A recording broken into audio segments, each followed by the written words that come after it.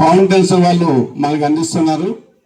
ఎందుకంటే మత్స్యకారులు వేటకెళ్ళే సమయంలో ఏమైనా తూలిపడి కింద పడిపోతే వాళ్ళు రక్షణ లేక ప్రమాదంలో చనిపోతారనే ఉద్దేశం వరకు వాళ్ళు చేస్తున్నారు.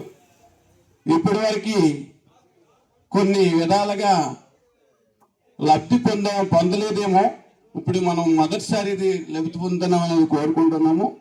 అందువల్ల ఇంకోటి కూడా మనం కోరుకోవాలని అనుకుంటున్నాం మనం అంతను. ఎందుకంటే ఈ ఫౌండేషన్ వల్ల మేము చనిపోయిన మనిషి అంటే దాన్ని భద్రపరచుకోవడానికి ఖచ్చితంగా అది ఉంటే మా అందరికీ రక్షణ కలుగుతుంది అనేది కోరుకుంటున్నాం. అమ్మ ఈ స్ఫూర్తి ఫౌండేషన్ వారికి అమ్మ దీన్ని మాకు అవకాశం ఇస్తారనేది మరీ కోరుకుంటున్నాము. అందుకోసమే మత్స్యకారుడు అన్నాడు చాలా కష్టాల్లో ఉంటాడు.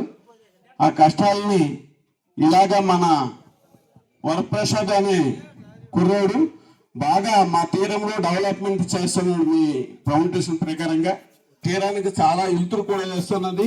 అలాగే సోలార్ లైట్లు కూడా ఇస్తున్నారు. ఇప్పుడు కూడా మాకు సోలార్ లైట్లు ఇస్తారనేది మేము అనుకుంటున్నాము. అతివేళ ఈ కాలంపై వేటకి వెళ్తున్నారు. ఆ లైట్లు లేక పాము కాటుకు గురైపోయి చాలా మంది ఇబ్బందులు పడుతున్నారు. అందువల్ల ఇక్కడ అడవి కూడా కొద్దిగా దట్టంగా ఉన్నది.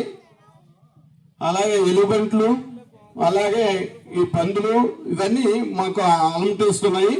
దాని భయం చేత నలుగురు ఐదుగురు తోడు పెట్టుకొని వెళ్తే తప్ప వెళ్ళే పరిస్థితి లేదు. అందువల్ల ఈ సుస్థిర సమస్య